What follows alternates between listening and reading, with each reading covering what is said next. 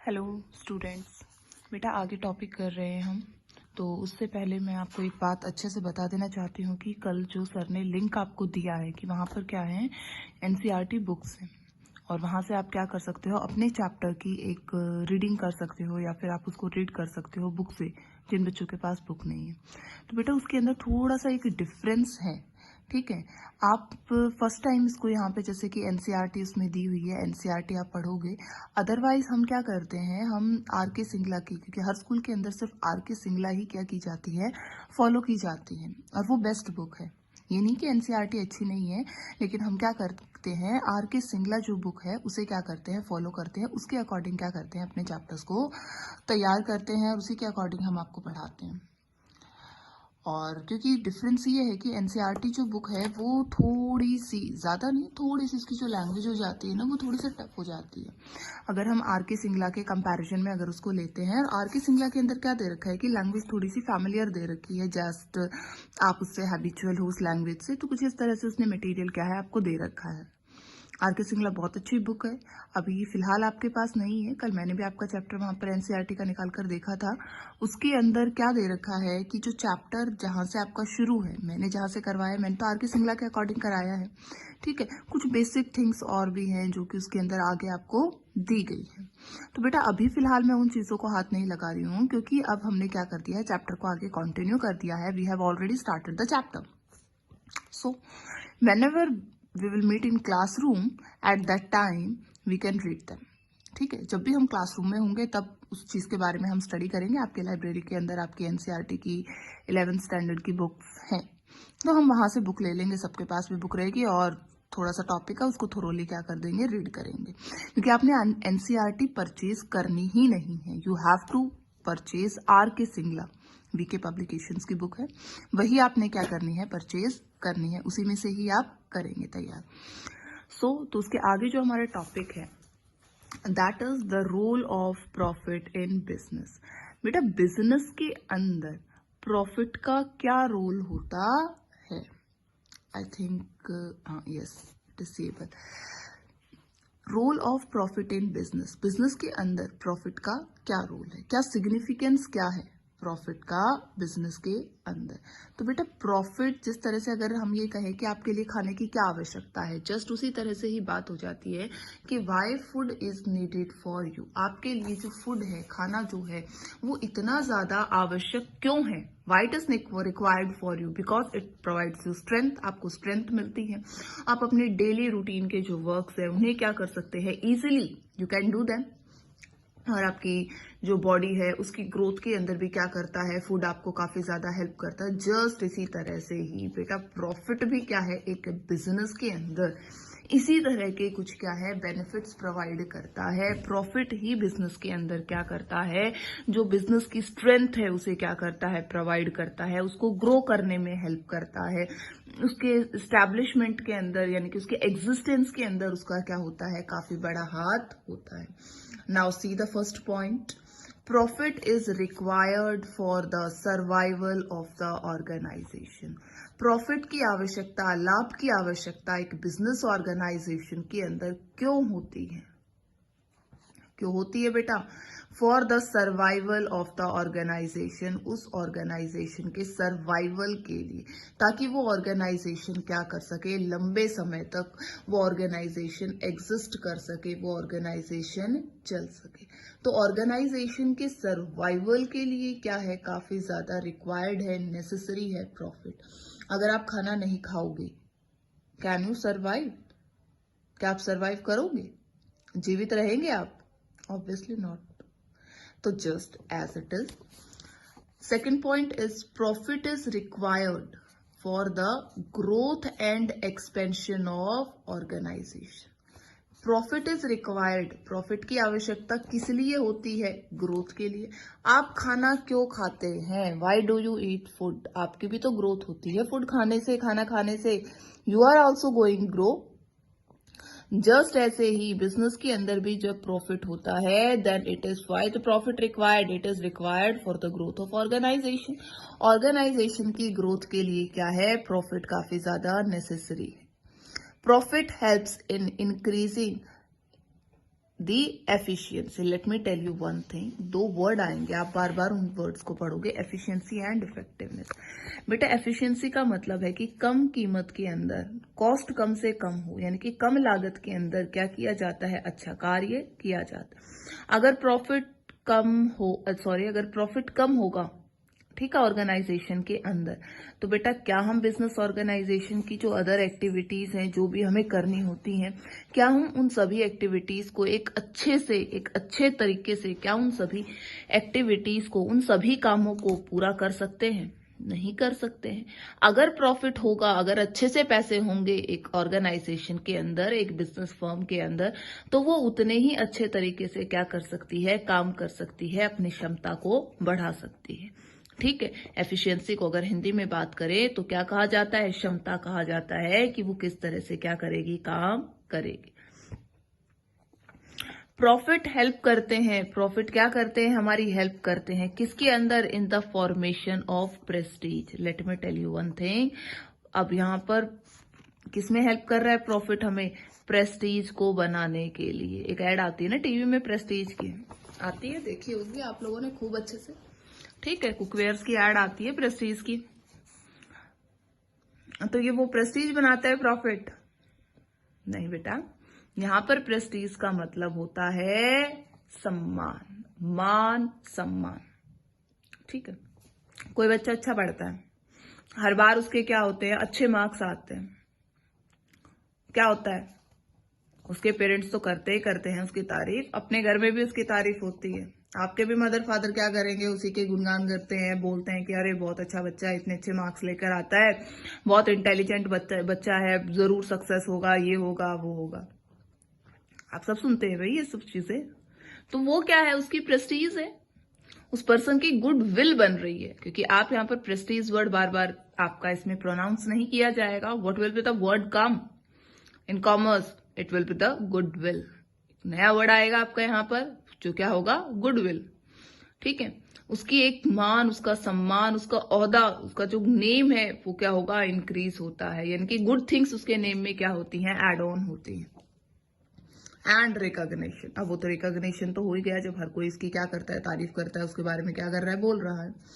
बेटा Prestige is the goodwill, वो goodwill होती है। What is goodwill, it is the good name और द रेपुटेशन, अच्छा नाम, अच्छी रेपुटेशन। जब बार बार किसी व्यक्ति के बारे में हम बहुत अच्छा सुनते हैं, बड़े कॉन्फिडेंटली कहते हैं कि ये तो पक्का सक्सेसफुल होगा, it means that is his goodwill, वो उसकी गुडविल है, उसका गुड नेम है, कि जो उसने अपने नाम के साथ इतनी अच्छाई क्या की है, अर्न की है। सो प्रॉफिट हेल्प करता है एक बिजनेस ऑर्गेनाइजेशन को कि वो अपनी सोसाइटी के अंदर, अपने समाज के अंदर क्या करे, अपने नाम के साथ ऑलवेज गुड थिंग्स को क्या करे, वो एड ऑन करे, उसी के नाम का सम्मान हो। कोई भी अगर उसके नाम को ले तो उसके अंदर क्या नजर आए, आत्मविश्वास जैसी चीजें उसके साथ एड ऑन हो जाती। सो बेसिकली किसी चीज का फेमस होना, कई ऐसे नाम है जो बहुत ज्यादा क्या होते हैं, फेमस होते हैं, तो हम क्या कहते हैं, उसकी गुडविल है भाई। आगे बात समझ में, जैसे रिलायंस कंपनी का अगर हम नाम लें तो उसकी कितनी ज्यादा गुडविल है, हर एक पर्सन को उसके ऊपर क्या है, कॉन्फिडेंस है कि हाँ अगर उसमें पैसे लगाए गए नहीं डूबने वाले हैं। आगे बात समझ में, अगर मानो, अगर मैं आपको एक एग्जांपल देती हूँ, एक तो हो गया हल्दीराम ब्रांड, आपने सुना हुआ है, ठीक है, एक शॉप है जो स्वीट्स वगैरह क्या होते हैं उसके अंदर सेल होते हैं। एक तो वो हो गई, और दूसरी कोई ऑर्डिनरी क्या है, स्वीट शॉप है। दोनों में तो है तो वही चीजें। अगर दोनों के ही जो ओनर है, दोनों का जो ओनर है, इसका ओनर अलग है और इसका ओनर अलग है, मान लो वो क्या करते हैं बेटा, इसको सेल करने के बारे में सोचते हैं, that he decided to sell it. उसने क्या सोचा कि उसे इसको भी और इसको भी, दोनों को ही क्या करना है, सेल करना है, बेचना है। दोनों की जो दुकान है, जो एरिया है, वो इक्वल है, क्या है बेटा, समान है, ना बड़ा है ना ज्यादा है। दूसरी बात, साइज उसका सेम है, दूसरी जो चीज है एक ही जगह पर है, एट वन प्लेस। क्या है? एक ही जगह पर है, दोनों को बेचा जा रहा है। किसकी कीमत ज्यादा होगी? ऑब्वियसली हल्दीराम की क्या होगी? कीमत ज्यादा होगी। क्यों? क्योंकि वो वहां पर उसका नाम है। मान लो पर्सन उसको इसी नाम के साथ सेल कर देता है, ठीक है। अगर हम बात करें बेटा लैंड की, कि वो जो जमीन है उस एरिया की, एक एरिया के अंदर उतनी कीमत होगी। मान लो एक नॉर्मल 10,000 रुपए के अंदर क्या कर दिया? लैंड। दोनों की ही शॉप्स की लैंड की कीमत 10,000 इसकी है और 10,000 इसकी लैंड की है, ठीक है। अगर पर्सन क्या कहता है, कोई और जो पर्सन उसको खरीद रहा है, उसे भी क्या करनी है? स्वीट की ही शॉप क्या करनी है? वहां ओपन करनी है। और वो इस पर्सन से ये कहता है कि इस शॉप का जो नाम है ना, मैं इसी नाम को ही यूज करना चाहता हूं। तो वो इस नाम को इसे क्या करेगा? सेल करेगा। He will sell this name. तो वो इस नाम को भी सेल करेगा। तो बेटा इस नाम की जो क्या होगी? प्राइस होगी, वो क्या है? इसकी गुडविल होगी। क्या होगी? इसकी गुडविल होगी। क्यों? क्योंकि इसके जो कस्टमर्स बने हुए हैं, जो लोग इस नाम को जानते हैं, इस नाम की चीज खरीदते हैं, ये उसी नाम को यूज करेगा। तो इसको खुद अपने क्या है, नया जो खरीदार है उसे अपने कस्टमर्स क्रिएट करने की आवश्यकता नहीं होगी। वो क्या करेगा? उसी के ही कस्टमर्स जो इस नाम के हैं उन्हीं को ही, वही आएंगे, वही खरीदेंगे। तो देन ही हैज टू पे मोर फॉर द नेम। तो उसे नाम के लिए क्या करना पड़ेगा? और ज्यादा पे करना पड़ेगा। अच्छा, तो एक बार और बताती हूँ बेटा आपको, ये मैं ध्यान से सुनो। यहां पर एक क्या है? शॉप है, ठीक है।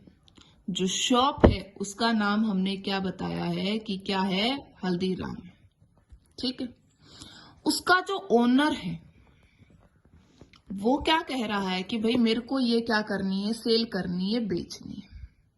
इसकी जो जितने एरिया में वो दुकान बनी हुई है, उस दुकान की कीमत लगी भाई 10,000 रुपए, ठीक है। लेकिन जो खरीदार है, जो इसको परचेज कर रहा है, वो ये कह रहा है ओनर से कि मैं भी यहाँ पर क्या करूंगा? स्वीट की ही शॉप खोलूंगा, मेरे को भी स्वीट की शॉप ही ओपन करनी है और मैं यही नाम क्या है? यूज करना चाहता हूं। आगे बात समझ में? वो क्या कह रहा है कि मुझे यही नाम क्या करना है? यूज करना है। तो ओनर क्या करेगा? उसको 10,000 में ही ये नाम यूज करने के अधिकार दे देगा? नहीं देगा। वो क्या करेगा? उससे मान लो 20,000 रुपए और ले रहा है कि वो क्या कर रहा है? नाम भी तो दे रहा है उसको यूज करने के लिए। तो नाम भी तो दे दिया ना यूज करने के लिए। तो ये जो कीमत जो उसने 20,000 रुपए यहाँ पर पे की है, ये क्या है बेटा? ये उसकी क्या है? गुडविल है। जो उसने इस नाम को इतना अच्छा उसने काम किया, इतने अच्छा क्या है? उसने हमेशा लाभ कमाया। लाभ तो अपने आप होंगे जब कस्टमर ज्यादा होंगे, जब कस्टमर्स को इसका सामान पसंद आएगा तो इसकी गुडविल तो अपने आप बढ़ेगी। तो उसने जो कुछ भी ये कमाया तो उसने वो भी क्या किया? सेल किया। That is goodwill. वो क्या होती है? गुडविल होती है। गुड नेम, एक नाम के पीछे जो सम्मान जुड़ता है वो तभी जुड़ता है जब वो कोई अच्छे काम करते हैं। और आपको पता है अगर कोई गलत काम किया जाएगा, कुछ भी गलत होगा, तो जहां नाम के पीछे वाहवाही जुड़ती है वहां क्या हो जाती है? बैड थिंग्स भी ऐड हो जाती है, उसकी बुराइयां भी वहां पर उसके साथ आ जाती है। इसके बाद में बेटा वो then are the next topic, जो हमारा अगला और जो नेक्स्ट टॉपिक है वो ये है कि बिजनेस में, प्रोफेशन के अंदर और एम्प्लॉयमेंट, इन तीनों के अंदर क्या डिफरेंस है? What is the difference between business, profession and employment? इन तीनों के बीच में क्या अंतर है? तो मैं अभी आपको इसका डिफरेंस जो है वो करवा रही हूं। और आपने आज मैं कुछ क्वेश्चंस भी दूंगी आपको, which you have to write in your notebook, जो कि आपके अपने नोटबुक के अंदर लिखने भी शुरू करने। देखिए, मोड ऑफ इस्टेब्लिशमेंट बेसिस के अंदर क्या दे रखा है कि हम बिजनेस, प्रोफेशन और एम्प्लॉयमेंट के अंदर क्या कर रहे हैं? डिफरेंस कर रहे हैं। तो इनकी इस्टेब्लिशमेंट कैसे की जाती है, किस प्रकार क्या है इनका निर्माण किया जाता है? बेटा बिजनेस जो है उसको एक एंटरप्रेन्योर यानी कि एक उद्यमी, एंटरप्रेन्योर कौन होता है? उद्यमी, जो क्या कर रहा है? उद्योग की स्थापना कर रहा है। वो क्या करता है, इसकी इस्टेब्लिशमेंट करता है। तो जो इंटरप्रेन्योर है, decisions and other legal formalities if necessary. अब मैं आपको इसमें एक बात बता दूं, बिजनेस को शुरू करने के लिए, बिजनेस की इस्टेब्लिशमेंट करने के लिए देयर आर लीगल फॉर्मेलिटीज। कुछ लीगल फॉर्मेलिटीज होती हैं, कानूनी कार्रवाई होती है, तो वो लीगल जो फॉर्मेलिटीज हैं दैट शुड बी कंप्लीटेड, वो पूरी होनी चाहिए, तभी एक बिजनेस का क्या होता है, रजिस्ट्रेशन करवाया जाता है। ठीक है। अब ये इफ नेसेसरी जो आपको दे रखा है, ये इफ नेसेसरी जो आपको दिया गया है, ये आप आगे सेकंड यूनिट में पढ़ोगे, फॉर्म्स ऑफ बिजनेस। बिजनेस कितने अलग अलग प्रकार के होते हैं, तो उसके अंदर एक आता है बेटा सोल ट्रेड। क्या आता है, एक सोल ट्रेड का आता है। तो बेटा वो जो सोल ट्रेड है ना, उसके अंदर किसी भी तरह की लीगल फॉर्मेलिटीज, जैसे कि दुकान वगैरह जो आपके आसपास खुली है, इनके अंदर किसी भी तरह की लीगल फॉर्मेलिटीज क्या होती हैं, कराने की आवश्यकता नहीं होती। अब आता है profession, member of a professional body and certificate of practice. मैंने आपको बताया भी है इसके बारे में कि प्रोफेशन के अंदर एक एसोसिएशन होती है, उस एसोसिएशन का मेंबर होना आवश्यक है। जैसे जितने भी डॉक्टर हैं वो किसके हैं, ऑल इंडिया मेडिकल एसोसिएशन। ठीक है, ऑल इंडिया मेडिकल जो एसोसिएशन है, ठीक है, उसके सभी डॉक्टर्स क्या है बेटा, मेंबर है। और एक डॉक्टर कब अपनी प्रैक्टिस कर सकता है, मरीजों को देख सकता है, जब उसके पास किस चीज का सर्टिफिकेट हो, सर्टिफिकेट ऑफ प्रैक्टिस उसके पास हो, देन ही कैन स्टार्ट, तभी वो क्या कर सकता है, इसको शुरू कर सकता है। इसके बाद में आ जाता है एम्प्लॉयमेंट। बेटा रोजगार के अंदर, एम्प्लॉयमेंट के अंदर अपॉइंटमेंट लेटर दिया जाता है, तो जिसके भी नीचे हम काम करते हैं, जो भी हमारा एम्प्लॉयर होता है, जो भी व्यक्ति हमारा क्या होता है, बॉस होता है, वो क्या करता है, हमें अपॉइंटमेंट लेटर देता है। और वो अपॉइंटमेंट लेटर क्या होता है, सर्विस का एग्रीमेंट होता है, यानी कि उस कागज के ऊपर वो सारी बातें लिखी होती हैं, वो सारी की सारी शर्तें लिखी होती हैं, जिन शर्तों के ऊपर क्या है, हम उसके पास क्या है, काम करने जा रहे हैं, किस पद पर काम कर रहे हैं, कितनी तनख्वाह हमें दी जाएगी, how much salary is given to us, what is the nature of job, job का नेचर कितना है, टाइमिंग क्या है, how what are the rules, what are the regulations of that organizations। तो जितनी भी चीजें हैं वो सारी की सारी वहां पर क्या है, मेंशन की जाती हैं, इस अपॉइंटमेंट लेटर के अंदर लिखी जाती है। ठीक है। अब इसके बाद में जो दूसरा हमारा पॉइंट है, that is nature of work. कार्य का प्रकार कैसा होता है बेटा, बिजनेस के अंदर तो हम क्या करते हैं, प्रोडक्शन करते हैं, गुड्स एंड सर्विसेज को क्या करते हैं, फॉर्म करते हैं। आपने पढ़ा भी था, business is concern to only the production. Business किससे कंसर्न है बेटा, हमारा प्रोडक्शन से कंसर्न करता है। हम क्या करते हैं, किसी भी वस्तु की चीज का हम निर्माण करते हैं। क्लियर है।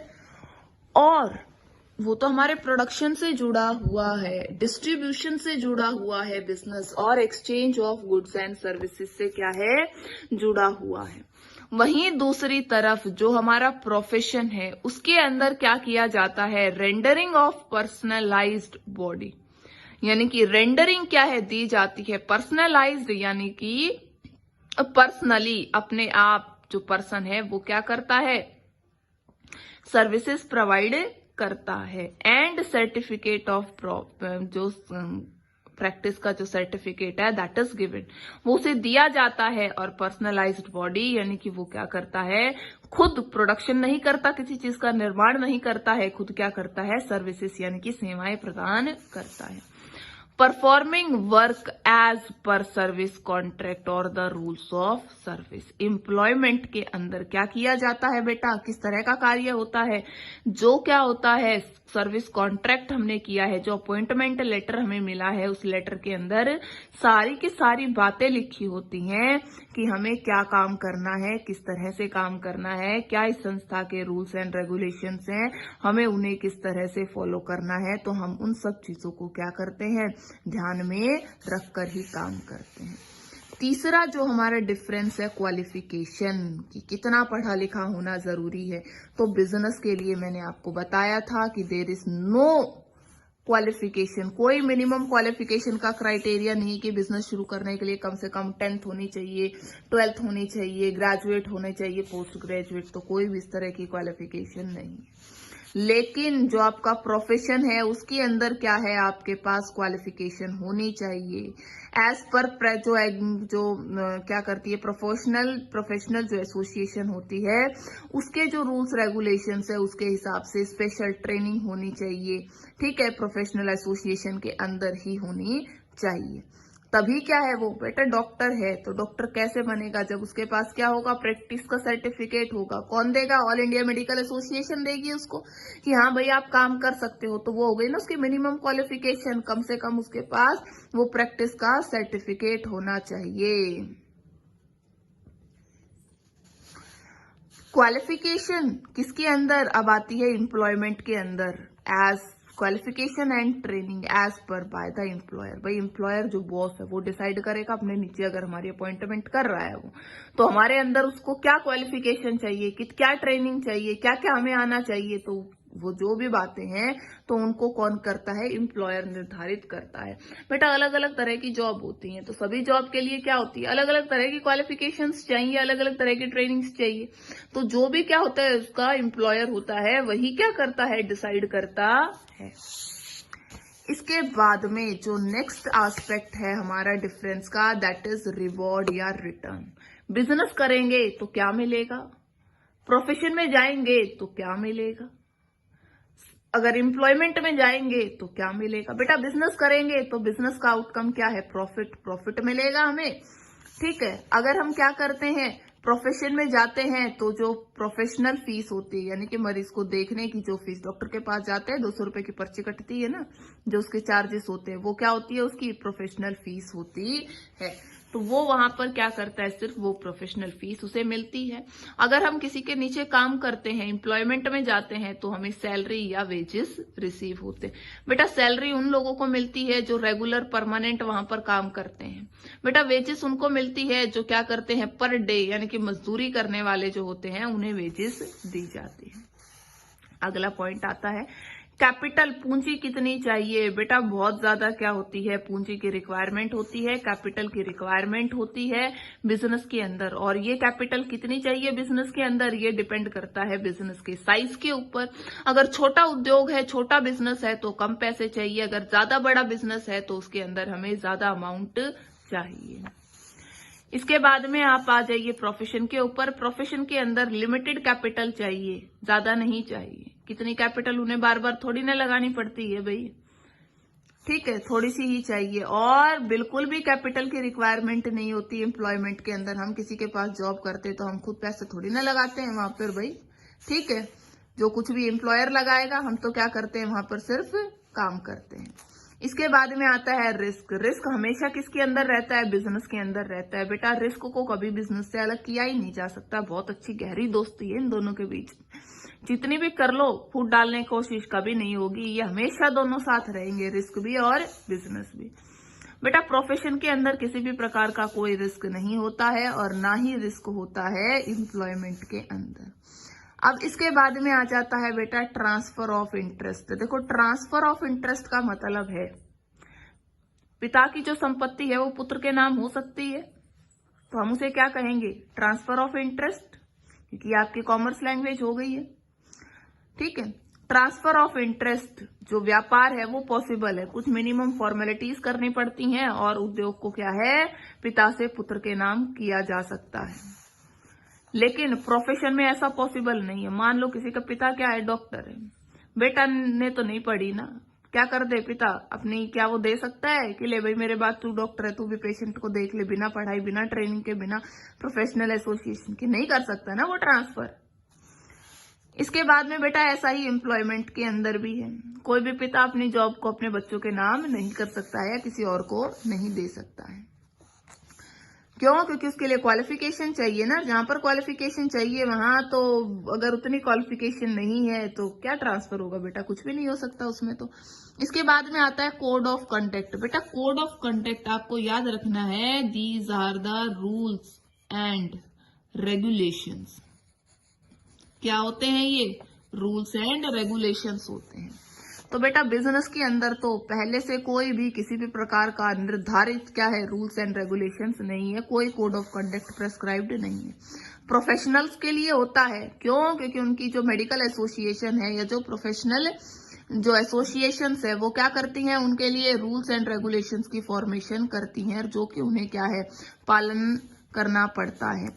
Norms of behaviour laid down to the employer to be followed. Employment के अंदर जो भी उनका क्या है, एम्प्लॉयर है, उसने जो भी नॉर्म्स बनाए हैं, रूल्स बनाए हैं, वो क्या करने पड़ते हैं, फॉलो करने पड़ते हैं। तो बेटा ये सब आपके क्या थे, डिफरेंसेस थे, ये सारे आपने करने हैं। मैं इसकी स्नैपशॉट आपके पास भेज दूंगी, ठीक है, और कुछ क्वेश्चंस भी दूंगी आपको, that you all have to do.